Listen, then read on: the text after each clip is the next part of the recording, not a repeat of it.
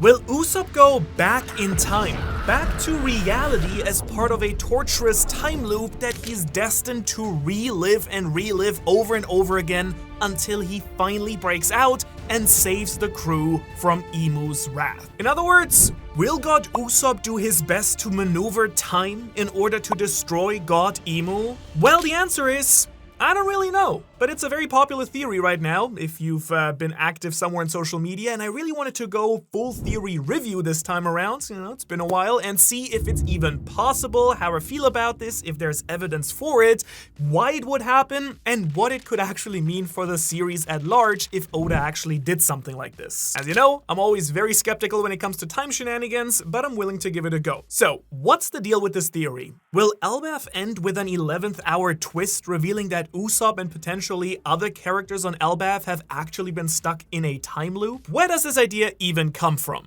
The popular theory. Well, it seems that the people who really like this idea online have their reasons. It's been a little bit since I went full theory review, so let me be clear. This is not my idea at all. Sometimes I think with editing delays, it gets a little bit wishy-washy what I brew up in my brain and all the crackpot there, and what I actually, get from community discussions, and I just wanted to make that really clear with this one specifically. So yeah, not my theory, also not sure who originally came up with this, but I just wanted to throw my head into the ring because that's what I do. That's what I do! So, the major theory here is as follows from what I can tell. We will get this crazy reveal after Imu has slaughtered the entire crew and destroyed ELBAPH, for some reason, that they're actually just tormenting Usopp and he is stuck inside a time loop, forced to relive this destruction of ELBAPH and the killing of his friends over and over again until he can actually man up and save the crew. Or what's more likely, at least to me in this case, would be that Usopp breaks this time loop by sacrificing himself to delay or damage Imu. Now, the reason it's Usopp at the center of this all is because he is tied directly, of course, to the giants of ELBAPH throughout the story and is clearly inspired by their code to be a brave warrior of the sea, and I think all of us are still waiting for that moment for Usopp to really shine. I mean, he did stand up to Imu, but that's been kind of it. There needs to be a little bit more. So yeah, that would mean that Usopp, of all people, is just the perfect person to go on some sort of mini time loop arc re-zero thing in ELBAPH because it's the place that he loves the most out of any island he's ever seen, and it's bound to crush him watching it be destroyed time and time again. Now, the first big question I have to ask here, and I'm sure you've been asking it too, is why would Imu even care enough to do this to Usopp out of all people? Not Luffy, Loki, or someone else. Why Usopp? Well, I guess I can think of two possible reasons here. One ties into a theory I put out the other day, actually, which is that worship could be tied to people's power. It's a Shinto concept very often used in anime and manga, and it pretty much is like, hey, I believe in you, you're a god, and through a series of rituals and the belief, it actually makes the item, place, or person a godly or special thing, like the belief is giving them the power. So Usopp, whose bounty poster literally is God Usopp, could be someone that Imu just wants to mind break since he has followers that potentially make him stronger, I guess. I mean, people rally behind him just like Luffy, oddly enough, so that could be a reason. And then the second reason that's a little bit more clear-cut is that Usopp shot Imu in the dang face with a bomb, and they might want a revenge for that. And to be fair, yeah, I would also be a little bit of a petty devil god and punish that guy specifically for bad-mouthing me to my face and challenging me to come to ELBAPH, especially because Usopp taunted Imu, go show up yourself, calling Imu basically a coward for using just vessels. And now it turns out Imu has accepted and is actually here. Ironically enough, Usopp waking up and seeing Imu's body only to call out that he finally showed his face would be the perfect reason for Imu to go get bent and send him into this devilish time hole. Time hole, time loop, whatever. But for people who actually seem to like this theory a lot, there are two major points that I've been seeing float around now that the ELBAPH anime has started also, and will start with those. Alright, so at the beginning of the ELBAPH arc, Nami wakes up inside the big old Lego room castle to a mysterious voice. In the manga, during chapter 1127, it's actually not quite confirmed who woke Nami up, but the anime makes it very clear that it is Usopp who does so. And in the chapter, we see Usopp state that he has no idea what's going on for this time loop. Now that's basically what's being used as the first bit of teaser evidence for this theory, right? The proposed idea here is that Usopp waking up Nami is kind of supposed to foreshadow this inevitable time loop thing, and that when the supposed loop begins, we will pick up from this moment, but instead, Usopp will be waking Nami up because he's already done this before. I've also already seen some people imply that this is already a new loop, and that's why Usopp woke Nami up to try something different than he usually does, and he's already on the, like, I don't know, 120th attempt. The other part of the episode version of these events that doubles down on this is when Nami sees a skeleton and immediately assumes that it's Usopp who has died, apparently hinting at Usopp's inevitable death at the end of all this. So, how does all of this actually hold up? And well, to be fair, just to get it out of the way, I cannot say with certainty that this is not the case. I mean, Imo has some absolutely crazy powers, as we're seeing, using Omen to whoop Zoro and Sanji and healing his subordinates. And that's not even the start of it. Speaking of which, by the way, omen of course is a word that means a phenomenon or an event or a sign that's believed to warn of a future event, and so omen actually does, funnily enough, kind of line up pretty well with this time power idea. But even if it's not a loop, it's there. This omen could be quite literally a clear omen of events to come and come and come again. You know, manipulating time like Obama and his Chaos Emeralds. I'm going to assume you mean the Chaos Emeralds, because if that's what you're concerned about, I've got one of them right here. He's massive, grows wings, and seems to just alter reality around him, even just during his reveal just arriving. So the idea that Emu can do some sort of time shenanigans control isn't off the table, I guess. A lot of popular shonen big bads use time control in some way, shape, or form, so Oda doing that with Emu would kinda track. Especially since there is already a seemingly big cycle of rebirth and destruction going on just in One Piece with the 3 different worlds, and each world ends in destruction, and the new world is born, and another guy comes, and another evil guy comes, you get it. It's all cyclical, right? And to give Emu some reason to have these powers, the devil is all about eternal punishment and damnation and reliving your worst moments, right? So that's a pretty big classic media staple, to have demons or devils punish their victims by forcing them to relive their, sins or traumatic moments over and over as a form of torture. That being said though, Legoland to me doesn't really seem yet like some sort of crazy secret smoking gun. I think it's more coincidence and done to build hype around Luffy, Zoro, and Sanji. I've always just theorized that the Legoland intro to ELBAPH was mostly done out of Oda's excitement for the Lego One Piece crossover, that they sent him like the sets, and he was like, oh, I better put this in the manga because I love Lego. And it kind of fit thematically with the false sun god stuff, with Loki and also Road pretending to rule over this mini ELBAPH as the sun god. So by having Usopp and Nami meet, Oda was able to set up this big cool triple attack from the other guys saving the day with their outfit reveals and a cool team attack that he never really draws. But I will concede that if there is a time loop, Legoland would be a pretty, reasonable place that it would warp Usopp back to, since it also raises all these questions about it being a hallucination and like the weird stuff with the hallucinating drink on the ship that never really got paid off properly. Oh wait, you know what? I think I'm hallucinating. What's that?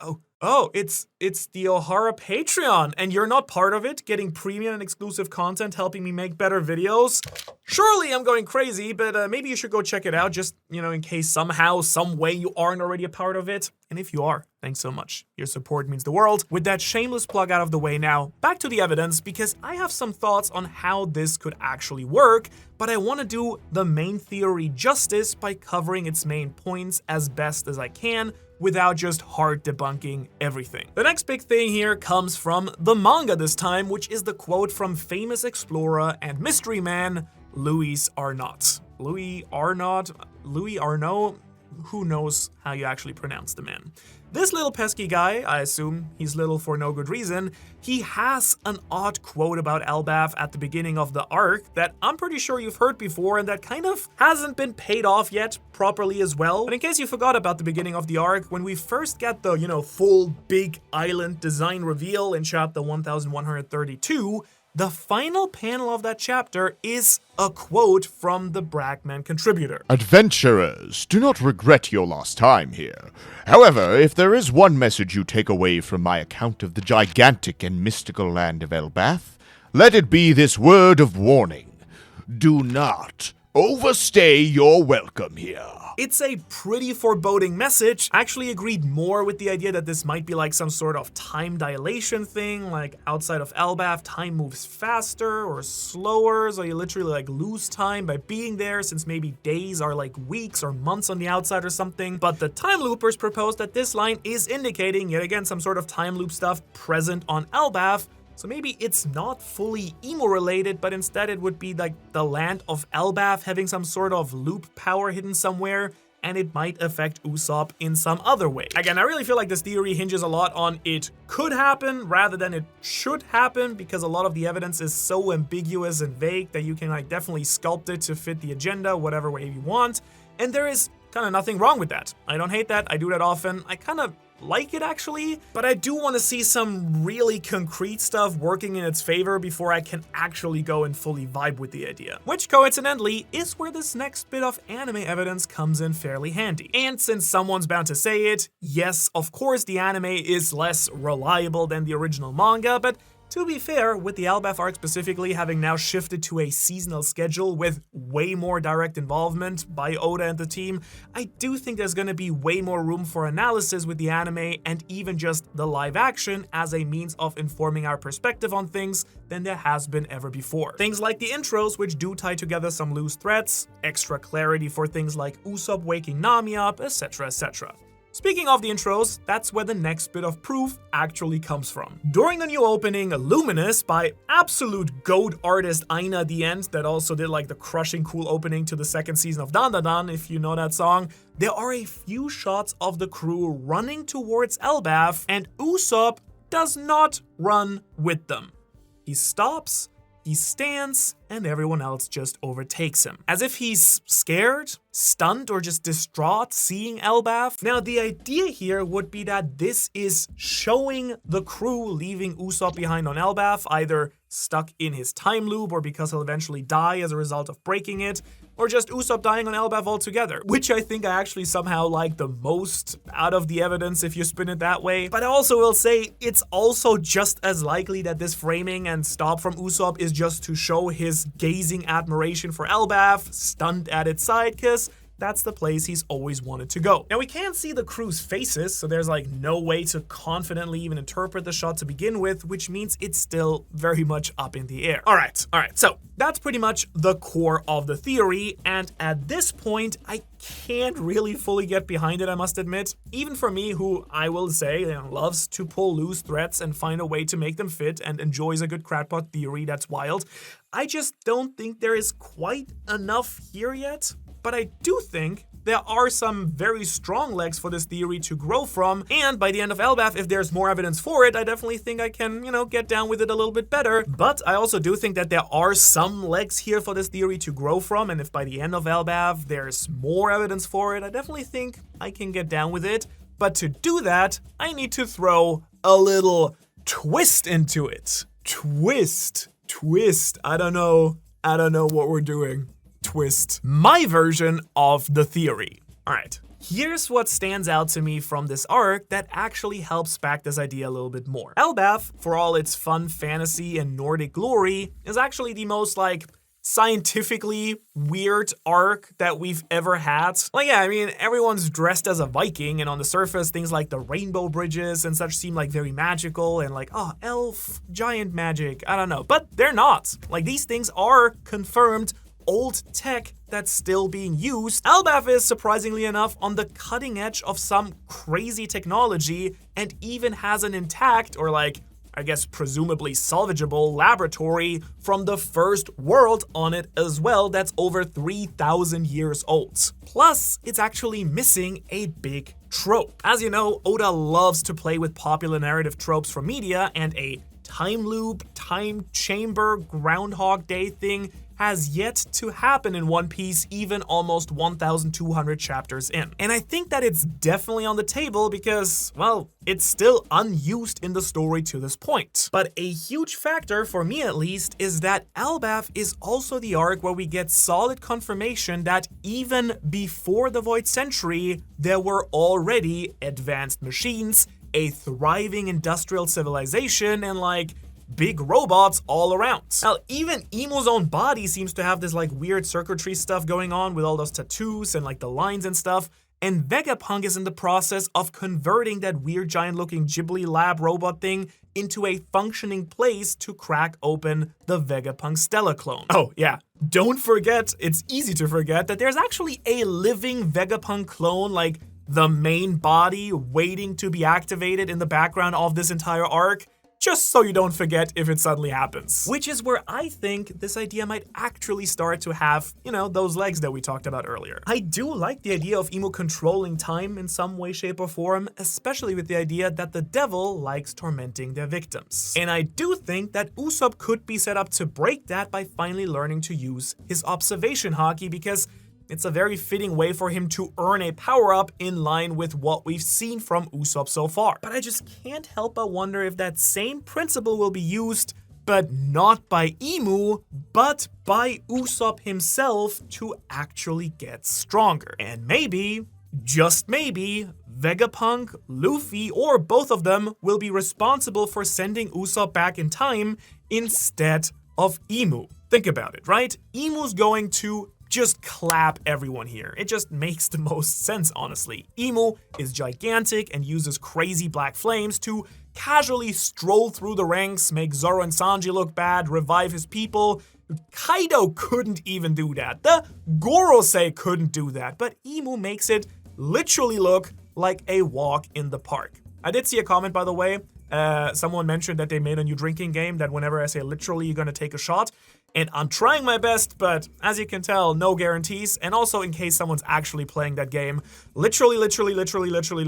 Now you're drunk. Okay, let's continue with the video. Quite frankly, literally, the Straw Hats and Loki need to lose for the series to actually have any stakes, I personally feel. We made a whole video about that. So how will they ever get out of the situation if Oda actually has the balls to give them a big L here? Well, how about they send Usopp back in time to figure it out? Good luck. Luffy's already shown that he has an awareness of his own crew's powers, right? Like in this arc, we saw Luffy casually comment about knowing that Zoro was a conqueror before even he knew about it. So I don't think it's a stretch at all for Luffy to realize that Usopp has a lot of potential for next level observation haki, especially because he knows Yasopp as Shanks' sniper and would probably realize, hopefully at this point in the story, that Usopp has the same potential as Yasopp, who Shanks seems to be absolutely confident in. Remember him just casually blasting away Bartolomeo's ship? Yeah, pretty cool. I also think that Usopp being sent back as a means of uncovering the way to get around Imu, getting the crew of ELBAPH, and as like a last-ditch effort to get Usopp a power-up that he desperately needs during the arc that narratively has been set up to be a big Usopp moment for like years now,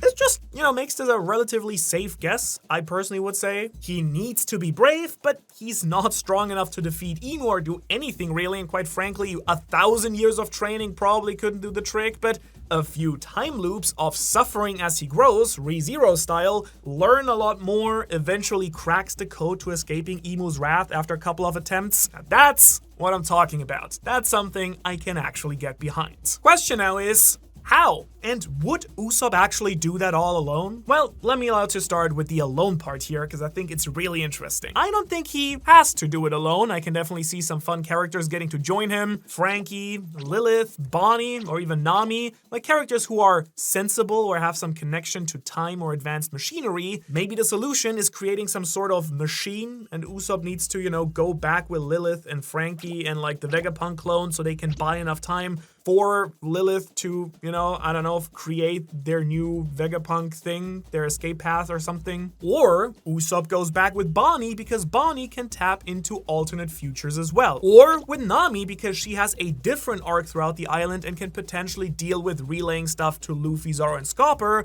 while Usopp is figuring stuff out on his end. I do think that Usopp should be at the lead, but he doesn't need to run it all alone. Hell, Ragnir could join him and that'd be like a fun little weird buddy cop arc that I'd be down for, like for a couple of chapters. How in the world is this gonna happen though is the real question we of course have to cover here, because I think there's a way that people are not talking about that I think is actually perfect story-wise and also for the comedy. The obvious option, as I briefly touched on earlier, is that blab that Lilith is fixing up right now. Like the idea that the Vegapunk Stella has read the works of Louis Arnaud and knows there's some weird time stuff on ELBAPH that they can exploit. That definitely works. We know that the original Vegapunk lived on ELBAPH for a brief period of time, studying the library of Ohara, which is also notably missing right now. Maybe there's something in those books that can help? Actually, now that I think about it, But I do think there's one character we haven't explored as a means of time travel that's maybe the most interesting and fun, and that's just Luffy himself. Let's look at it. He's already having some weird type of hockey bloom stuff on ELBAPH, detecting hockey from way further away than he usually does, and that makes sense because Nika, his fruit's true power, seems to be deeply tied to ELBAPH as a place. So Luffy awakening some like extra power stuff in Nika's potential homeland isn't like the most crazy idea of all time, especially with all the crazy like, hockey blooms in true battle and now Imu's literally here. Like Luffy's gonna do something. I hope it's not enough to deal with Imu, but I hope he's gonna do something new. But with the immense power of Gear 5, could Luffy himself create like a time rift and just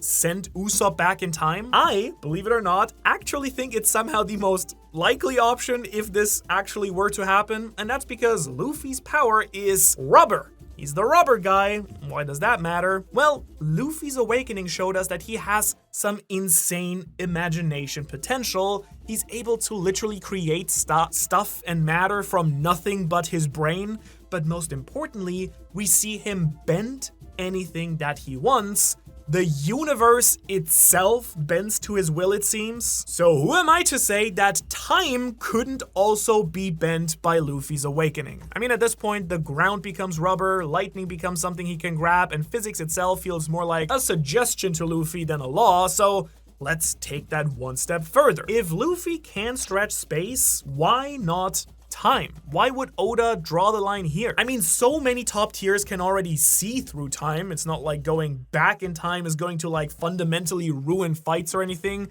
Surely hockey or something else can just override that ability anyways. So it's really just a solution for right now that Imo at some point will likely find like some answer for with the Abyss or something else, right? Or I don't know, even Shanks' crazy hockey. Like I can definitely see a world where Luffy like literally grabs Usopp and whoever else is around and then rubber bands them back in time by grabbing the air or time somehow and then just and boom, we're back in Legoland, with now the instructions to figure out how to defeat or get away from this big monster because only Usopp can do it. But regardless of if this time loop even happens, which is still fairly unlikely to me, I think it's still pretty clear that the Straw Hats need a training arc. They need some way, shape, or form of getting stronger to defeat Imo at the end of the day because right now, none of them, including Luffy, I think, is strong enough to kill this devil god being. So if you want to find out what I think will happen, go check out this video here where I break down everything I will happen at the end of ELBAPH. Otherwise, thanks for watching. Thanks again to our wonderful, wonderful Patreons. Really can't, express my gratitude and how much, you guys joining and helping and supporting the channel means to me. Thank you so much. And I will see you in the next video. Have a good one.